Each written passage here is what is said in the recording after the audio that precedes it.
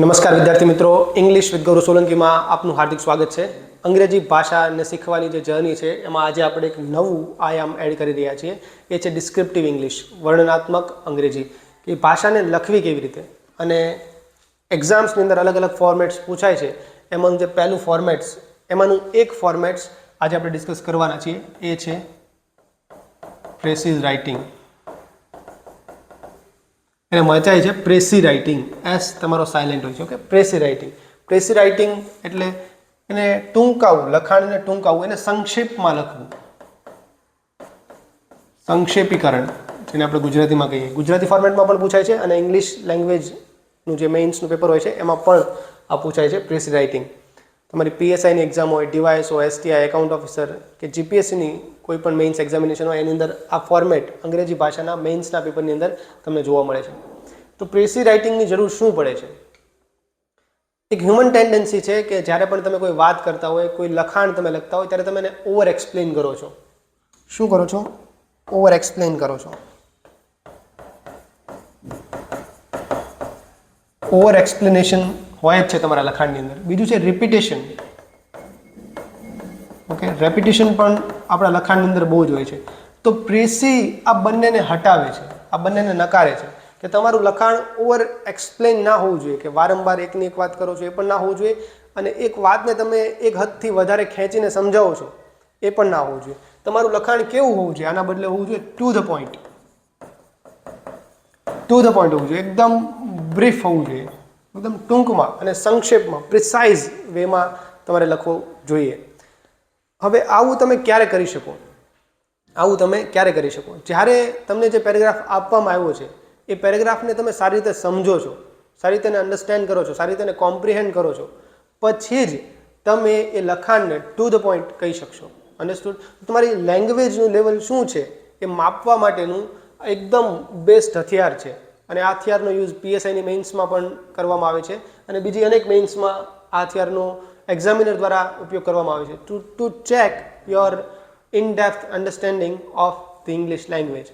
Okay, અહીંયા તમારી vocab કેટલી સ્ટ્રોંગ છે એ પણ ચકાસાઈ જશે. તમારું સેન્ટેન્સ ફોર્મેશન કેટલું સારું છે એ પણ ચકાસાઈ જશે. ઓકે, પ્રેસી રાઇટિંગમાં એક બાબત યાદ રાખો કે પ્રેસી રાઇટિંગની મેથોડોલોજી કેવી હોય છે. તો તમને એક પેરેગ્રાફ આપવામાં આવશે, કંઈક લખાણ તમને ઇનપુટ એક્ઝામિનર દ્વારા આપવામાં આવશે. આ લખાણને તમારે વાંચવાનું છે. ઓકે, પહેલું સ્ટેપ છે ટુ રીડ. વાંચતી વખતે એને અન્ડરસ્ટેન્ડ કરવાનું છે. બીજું છે ટુ કોમ્પ્રિહેન્ડ. જે વાંચ્યું છે એને સમજો, એને ગ્રાસ્પ કરો, એને અન્ડરસ્ટેન્ડ કરો. પછી એના કી પોઈન્ટ્સ, આજે જે વાત કહેવામાં આવી છે, તમને જે પેરેગ્રાફ આપ્યો છે એની સેન્ટ્રલ આઈડિયા શું છે એને તમે પકડો. ઓકે, અને આ જે સેન્ટ્રલ આઈડિયા છે એને રીરાઇટ કરો. રીરાઇટ કરતી વખતે તમારે યાદ રાખવાનું છે કે 1/3 વર્ડ્સનો યુઝ કરવાનો છે. જેટલા શબ્દો, ફોર એક્ઝામ્પલ આ 300 વર્ડ્સ લોંગ કંઈ પેરેગ્રાફ તમને આપ્યો છે, તો તમારે 100 શબ્દોની અંદર રીરાઇટ કરવાનો છે. એટલે તમારે એને પ્રિસાઇઝ વેમાં, ટુ ધ પોઈન્ટ, ઓકે, એનો સેન્ટ્રલ આઈડિયા કવર થાય એવી રીતે તમારે એને રીરાઇટ કરવાનો છે. અને રીરાઇટ મેં શા માટે લખ્યું?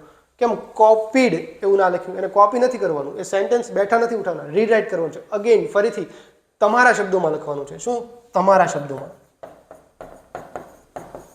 તમારા શબ્દોમાં તમારી સમજ પ્રમાણે લખવાનું છે. જો તમે સેન્ટેન્સ કોપી કર્યા છો તો સામેવાળાને કેમ ખબર પડશે કે તમે સમજ્યા છો કે નહીં?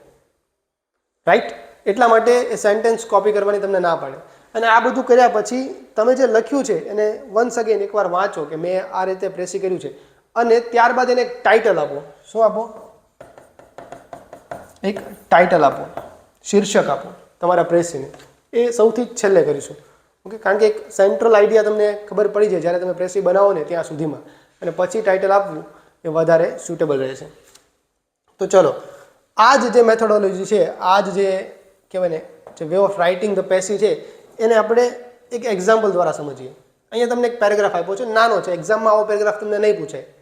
એક્ઝામમાં આની કરતાં ઘણો મોટો, આની કરતાં 6-7 ગણો મોટો પેરેગ્રાફ તમારી પાસે હશે. અરાઉન્ડ 40 to 50 વર્ડ્સનો પેરેગ્રાફ છે. આ પેરેગ્રાફને આપણે જે મેં તમને મેથોડોલોજી સમજાવી એ જ પ્રમાણે એને પ્રેસી કરવાની, એનું પ્રેસી કરવાની આપણે ટ્રાય કરીએ. તો પહેલું સ્ટેપ છે એને રીડ કરો, એને વાંચો. તો હું વાંચું છું, મારી સાથે તમે વાંચજો. Modern technology has made communication faster and easier across the world. Modern ટેકનોલોજીની કઈ વાત છે, એને કોમ્યુનિકેશનને કેવું કર્યું છે, ઇઝીયર એક્રોસ ધ વર્લ્ડ, આખી દુનિયાની અંદર એને ઇઝી બનાવી દીધું છે, faster and easier. People can share information instantly through mobile phones and the internet. Information આપણે સ્પ્રેડ કરી શકીએ, શેર કરી શકીએ ઇન્સ્ટન્ટલી, ગણતરીના ક્ષણોમાં, through mobile phones and internet. However, કંઈ કોન્ટ્રાસ્ટ છે, ઓકે, હાવેવર પણ excessive use of technology, વધારે પડતો ટેકનોલોજીનો use reduces face-to-face interaction and affects personal relationships. એ પર્સનલ રિલેશનશિપને અફેક્ટ કરે છે. Okay, excessive use of technology reduces face to face interaction. વધારે પડતો તમે ફોનમાં રહ્યો, વધારે પડતા ઇન્ટરનેટ પર રહ્યો, તો તમે ફેસ ટુ ફેસ જે કોમ્યુનિકેશન થવું જોઈએ એ રિડ્યુસ થાય છે. And that thing affects personal relationships. તમારી પર્સનલ જે અંગત રિલેશનશિપ છે, સંગત સંબંધ છે, એને એ બગાડે છે, અફેક્ટ કરે છે. Okay, making it necessary. અહીંયા અફેક્ટ નેગેટિવ છે, પોઝિટિવ એવું નથી કીધું, પણ નેગેટિવલી અફેક્ટ એવું સમજાય છે અહીંયા. મેકિંગ ઇટ નેસેસરી, આના કારણે making it necessary to use technology wisely and responsibly. ટેકનોલોજીનો યુઝ રિસ્પોન્સિબલ વેમાં થવો જોઈએ. તો આનો સેન્ટ્રલ આઈડિયા શું છે? તો વાત છે મોડર્ન ટેકનોલોજી. ઓકે, મોડર્ન ટેકની વાત છે, અને એમાં પણ મેઇન તમને mobile and internet, mobile and ઇન્ટરનેટની વાત કરી છે. ઓકે, એના કારણે શું થયું છે? તો કે કોમ્યુનિકેશન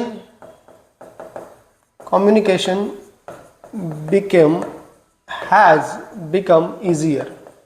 કોમ્યુનિકેશન એકદમ ઇઝી થઈ ગયું છે. But however there are some negative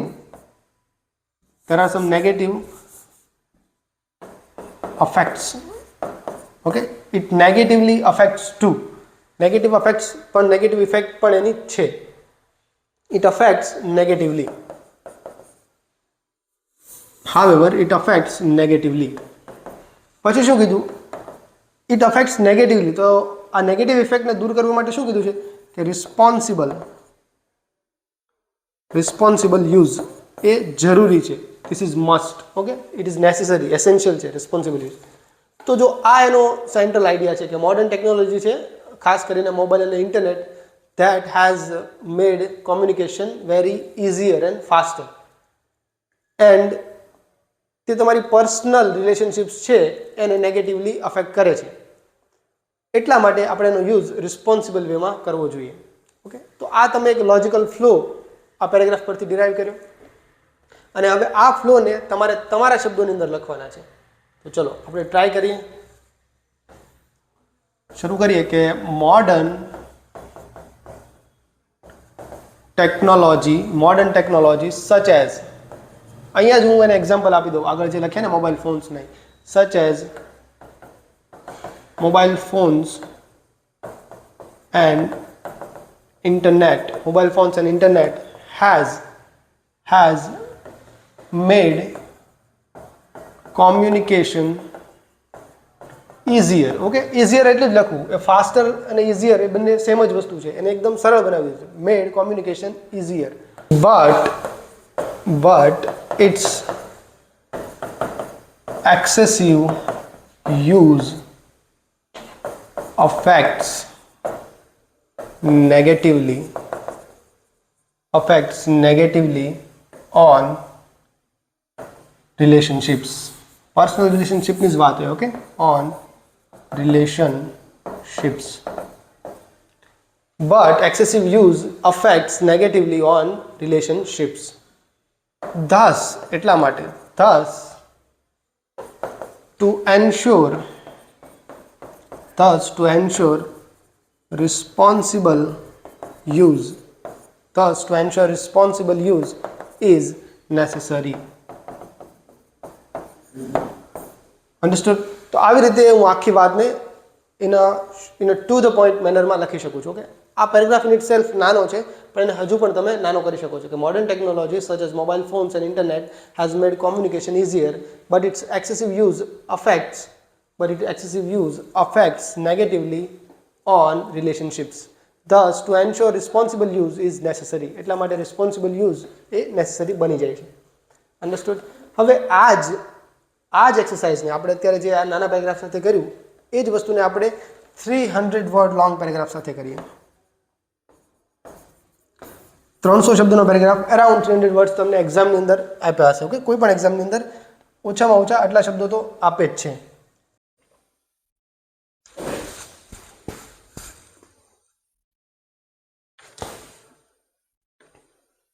okay, તો આ છે આપણું જે એક્ઝામની અંદર પૂછવાનું છે. એ પ્રેસીની લેન્થ આટલી રહેશે, અરાઉન્ડ 295 વર્ડ્સ છે. અરાઉન્ડ 300 વર્ડ્સનો પ્રેસી તમને આપવામાં આવશે. ઓકે, તો આ પેસેજને આપણે એવી રીતે જ હેન્ડલ કરીએ જેવી રીતે આપણે જે પ્રીવિયસ પેસેજને હેન્ડલ કર્યો હતો.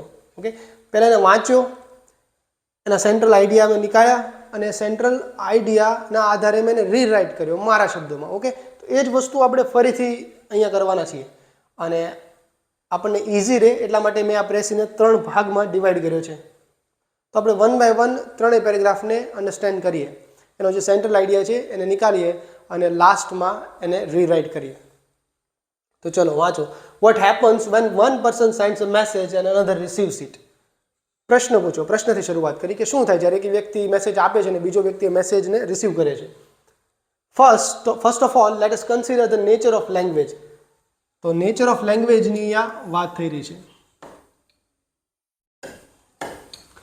નેચર ઓફ લેંગ્વેજની અહીંયા વાત થઈ રહી છે. The words, first of all let us consider the nature of language, the words in which most messages are expressed. આપણે વધારે મેસેજ આપણે આપીએ તો લેંગ્વેજ થ્રુ જ આપીએ છીએ ને, ઇમોજીસ ને એવું બધું પિક્ટોરિયલ રિપ્રેઝન્ટેશનનો ઉપયોગ બહુ જ ઓછો કરીએ છીએ. વધારે મેસેજીસ થ્રુ જ થાય છે, વર્ડ્સ થ્રુ જ થાય છે. એનું નેચર શું છે સમજવાની વાત અહીંયા કરે છે. All words we use are symbols. દરેક વર્ડ્સ છે એ સિમ્બોલ હોય છે. આગળ કીધું છે symbol is a standardize sign seen or heard which stands for an object, event or idea as agreed upon by senders and recipient of the message. શું કીધું છે કે બધા શબ્દો છે એક પ્રકારના સિમ્બોલ છે અને સિમ્બોલ છે એની વ્યાખ્યા કરી છે. સિમ્બોલ શું છે? એક સાઇન છે. ઓકે, ફોર એક્ઝામ્પલ હું બોલું છું ચેર, તો ધીસ ઇઝ અ સિમ્બોલ. આ સી એક સિમ્બોલ છે, એચ સિમ્બોલ છે, એ સિમ્બોલ છે, આઈ આર, આ બધા સિમ્બોલ છે. And that symbols represent seen or heard. એને તમે જોઈ શકો, અથવા હું બોલું છું ચેર, તો હર્ડ એને તમે સાંભળી શકો છો આ સિમ્બોલ્સને. Which stands for an object. તો આ સિમ્બોલ છે it stands for an object. કોઈ એક ઓબ્જેક્ટ છે, ફોર એક્ઝામ્પલ ચેરનો કોઈક ઓબ્જેક્ટ છે, એને રિપ્રેઝન્ટ કરે છે. ઓકે, એવું અહીંયા કહેવા માંગે છે. ઓર એન ઇવેન્ટ, કોઈ ઇવેન્ટ પણ રિપ્રેઝન્ટ કરી શકે છે. એન આઈડિયા, તમે LOVE લખો તો ખબર પડે કે લવનો જે આઈડિયા છે એને રિપ્રેઝન્ટ કરે છે. The word LOVE is, the symbol LOVE is hate, love, whatever. Okay, આઈડિયાને, ઇવેન્ટને અથવા ઓબ્જેક્ટને રિપ્રેઝન્ટ કરે એવી અહીંયા વાત કરી છે. Symbol represents object, event or idea as agreed upon by senders and recipient of the message. અને આ બંને જે સેન્ડર અને રિસિપિયન્ટ, જે બોલવાવાળો છે, સાંભળવાળો છે, જે લખવાવાળો છે, જે વાંચવાવાળો છે, સેન્ડર અને રિસિપિયન્ટ, એ બંને દ્વારા કોમન એગ્રીમેન્ટ કર્યું છે કે આ symbols, for example this symbol chair, એનો મતલબ આવો જ થશે, એનો મતલબ ખુરશી જ થશે. આ સેન્ડર અને રિસિપિયન્ટ બંને વચ્ચે આ એગ્રીમેન્ટ થયેલું છે એવું અહીંયા કહેવા માંગે છે. It need not resemble, resemble એટલે આ બેહું એના જેવું. It need not resemble what it stands for. આ ચેર છે, આ લખેલું છે, શું એ ખુરશી જેવું દેખાય છે? નથી દેખાતું. તો it need not resemble what it stands four.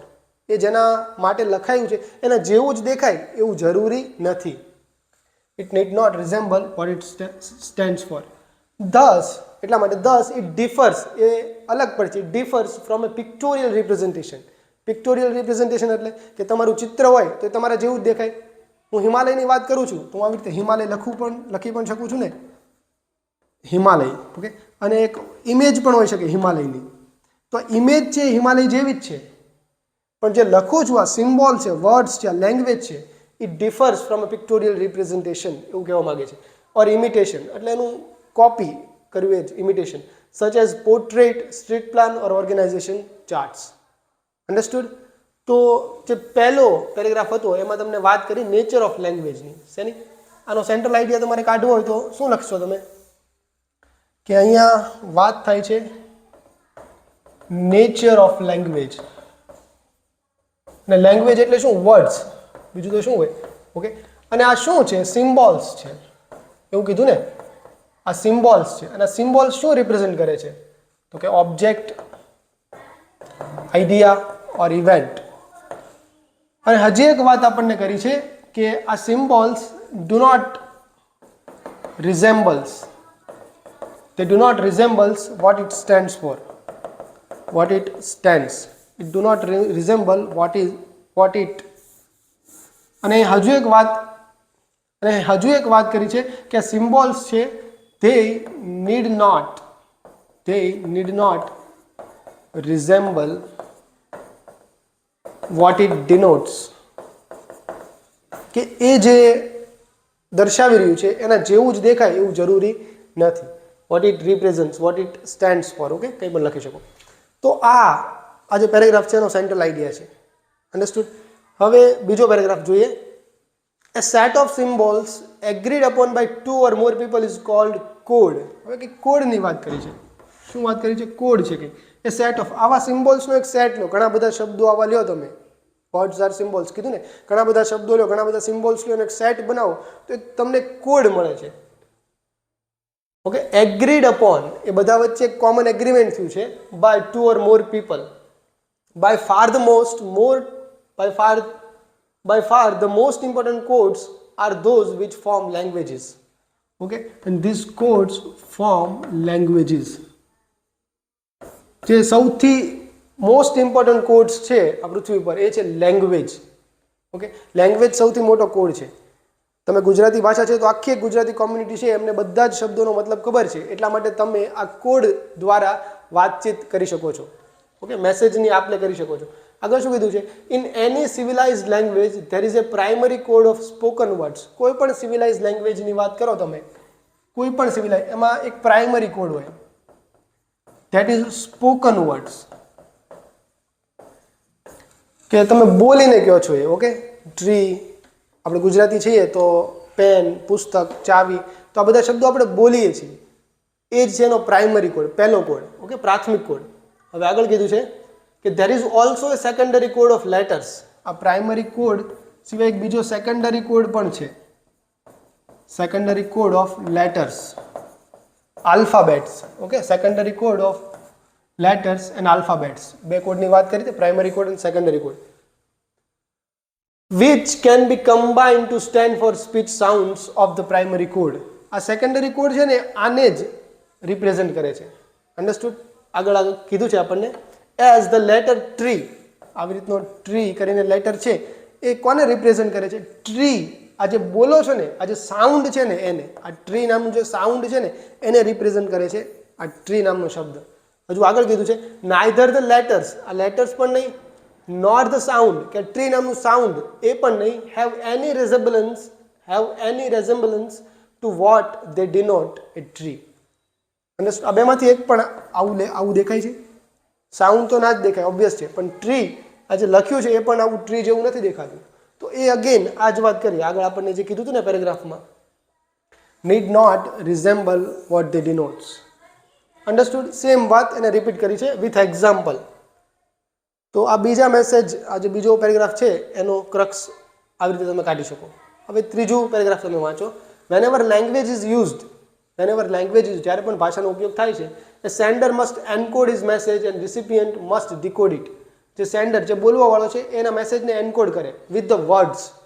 કે મારે કેવું છે કે રામ સ્કૂલે જાય છે તો રામ વ્યક્તિ માટે રામ શબ્દ મૂક્યો, જાય છે માટે ગોઝ, અને કોઈ નિશાળ નામનું આખું જે બિલ્ડિંગ છે એના માટે મેં સ્કૂલ શબ્દ એને એન્કોડ કર્યો. અને જે રિસીવર છે, જે સાંભળી રહ્યો છે, વાંચી રહ્યો છે, એ પણ એને ડિકોડ કરે છે કે રામ એટલે કોઈ વ્યક્તિ, સ્કૂલ એટલે આવું. Okay, whenever language is used, sender must encode his message and recipient must decode it. For language communication to be effective, જો આ લેંગ્વેજ કોમ્યુનિકેશનને ઇફેક્ટિવ કરવું હશે તો શું કીધું? Senders and receiver must agree on all the details of the language code.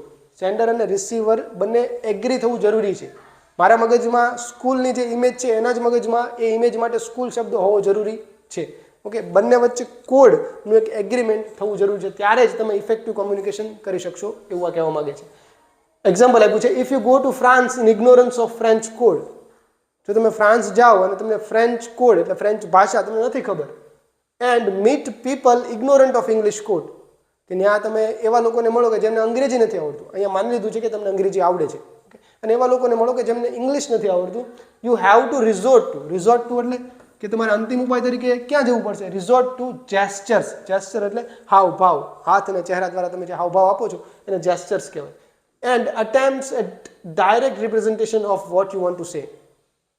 તમારે direct representation આપવું પડશે. તમે જે કહેવા માંગો છો ને, ભૂખ લાગી છે તો આવું કહેવું પડશે, તરસ લાગી તો આમ એમ કરવું પડશે, ચક્કર આવે છે તો આમ માથે કરીને આમ ઇશારો કરવો પડશે. ઓકે, ડાયરેક્ટ રિપ્રેઝન્ટેશન તમારે આવવું પડશે થ્રુ જેસ્ચર્સ.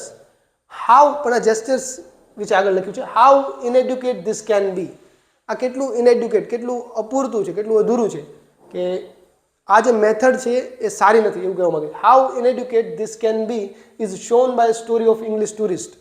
એક સ્ટોરી છે ઇંગ્લિશ ટુરિસ્ટની, એના દ્વારા તમને દેખાડવામાં આવ્યું છે. Who is suffering from hunger in French street. કે ઇંગ્લિશ ટુરિસ્ટ છે ફ્રેન્ચ સ્ટ્રીટની અંદર સફરિંગ ફ્રોમ હંગર, કે ભૂખથી એને ભૂખ લાગી છે અને ફ્રેન્ચ સ્ટ્રીટમાં એ ઊભો છે. He moved his hands and jaws. He moved his hands and jaw to convey his wish to find a restaurant. અને ફ્રેન્ચ લોકોની સામે શું એના હાથ અને જો દેખાડીને ઇશારો કર્યો ટુ ફાઇન્ડ એ રેસ્ટોરન્ટ. એવો ઇશારો કર્યો કે મારે રેસ્ટોરન્ટ સુધી પહોંચવું છે. Okay, his wish to find A restaurant. He was obligingly એટલે with respect, with kindness, with courtesy. He was obligingly conducted. ક્યાં સુધી એને પહોંચાડવામાં આવ્યો? He was obligingly conducted to a dentist waiting room. અને ડેન્ટિસ્ટના વેઇટિંગ રૂમ સુધી પહોંચાડવામાં આવ્યું. ઓકે, એટલે આ મેથડ છે ઇનએડ્યુકેટ છે એવું કહેવા માંગે છે. તો આ જે વાત છે એને તમે ક્રક્સ કેવી રીતે કાઢશો? તો પહેલાં તો લેંગ્વેજની વાત કરી છે કે લેંગ્વેજ છે એમાં encode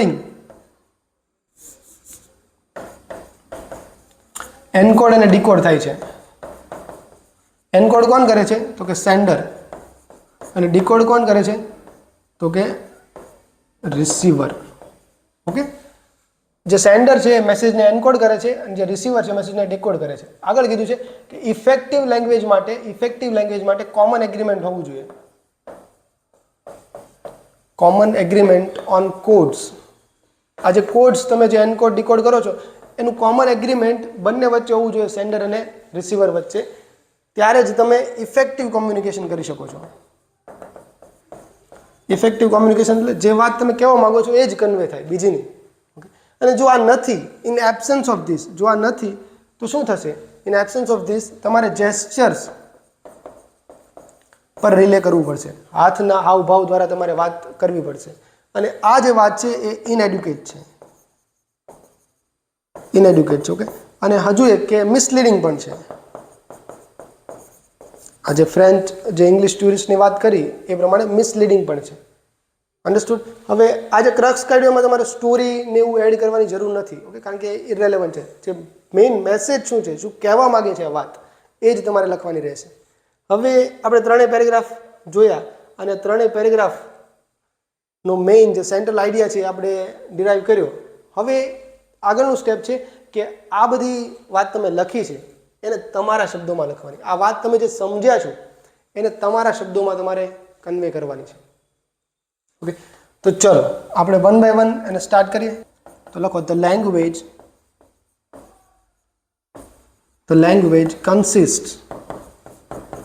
consists of symbols. Language સિમ્બોલ્સની બનેલી હોય છે એવું લખ્યું છે ને, consists of symbols which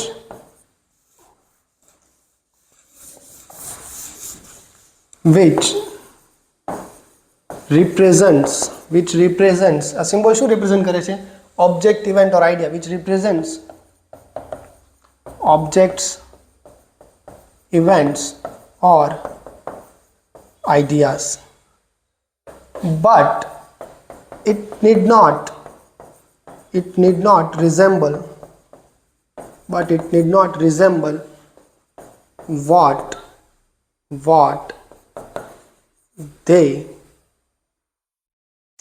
they denotes. Okay, but it need not resembles what it denotes. એ જે ડિનોટ કરે છે, જે રિપ્રેઝન્ટ કરે છે એની સાથે રેઝેમ્બલ થાય એવું જરૂરી નથી. એ વાત મેં અહીંયા મારા શબ્દોમાં લખી. હવે બીજો મેસેજ હતો કે આ જે ધીસ સિમ્બોલ્સ છે એ એગ્રીડ અપોન કોડ છે. ઓકે, ધીસ સિમ્બોલ્સ, આ જે કોડ છે એગ્રીડ અપોન કોડ છે એ લેંગ્વેજ ફોર્મ કરે છે. અને આ લેંગ્વેજમાં બે પ્રકારના કોડ હોય છે, પ્રાઇમરી કોડ અને સેકન્ડરી કોડ. તો એ જ વાતને લખવું અહીંયા કે ધીઝ સિમ્બોલ્સ, આપણે આગળ જે સિમ્બોલ્સની વાત કરી ને, ધીઝ સિમ્બોલ્સ, સોરી ખાલી સિમ્બોલ નહીં, this agreed upon symbols, these agreed upon symbols are codes, એક પ્રકારના કોડ્સ છે. these agreed upon symbols are codes which forms a language, આગળ લખીએ કે any language has two set of codes. Any language has two set of codes. જેમ કરીને બંને set લખી દઈએ. primary set of spoken codes and secondary set of written codes and secondary set of written codes. કે letters છે, alphabets છે એવું કહેવાની જરૂર નથી, આ સમજાય જાય એટલું કહો ને એની અંદર જ. હવે આગળ વાત કરી છે કે ટ્રીનું જે એક્ઝામ્પલ આપ્યું છે એ રિલેવન્ટ છે, એ આપણે આગળ લખ્યું જ છે અહીંયા કે but it need not resemble what it denotes. તો એ આખા જ જે વાત છે એને તમે અહીંયા હટાવી શકો છો જ્યારે તમે પ્રેસી કરો ને ત્યારે. ઓકે, ચલો આ બીજી વાતને આપણે આવી રીતે લખીએ આપણા શબ્દોમાં. હવે ત્રીજી વાત છે કે લેંગ્વેજ માટે શું જરૂરી છે, તો કે જે સેન્ડર છે એન્કોડ કરે, જે રિસીવર છે ડિકોડ કરે, અને બંને વચ્ચે કોમન એગ્રીમેન્ટ થયેલું હોય કોડને લઈને, તો જ ઇફેક્ટિવ કોમ્યુનિકેશન શક્ય છે. અને ઇફેક્ટિવ જો એગ્રીમેન્ટ એબસન્ટ છે, એગ્રીમેન્ટ નથી બંને વચ્ચે, તો તમારે જેસ્ચર પર રિલે કરવું પડે, અને આ જેસ્ચર પર રિલે કરવો એ વેરી ઇનએડ્યુકેટ છે અને મિસલીડિંગ છે. તો આ જ વાતને તમારે તમારા શબ્દોમાં લખવાની છે. ચલો આ વાતને આપણે પોતાના શબ્દોમાં લખવાની ટ્રાય કરીએ.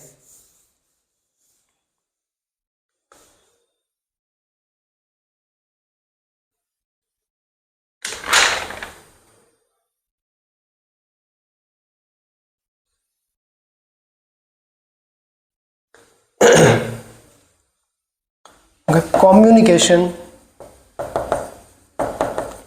by language. Communication by language includes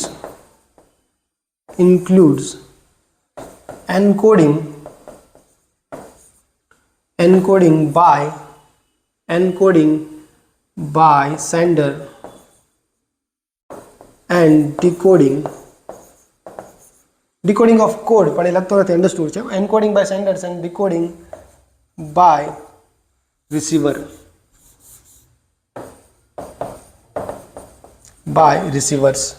Okay, for effective communication,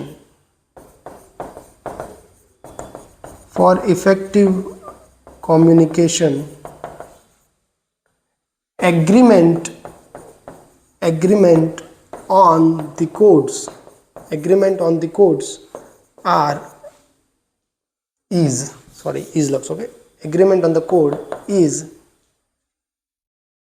is very essential. એ જરૂરી છે, એના વગર ઇફેક્ટિવ કોમ્યુનિકેશન નહીં થાય. in absence of this agreement,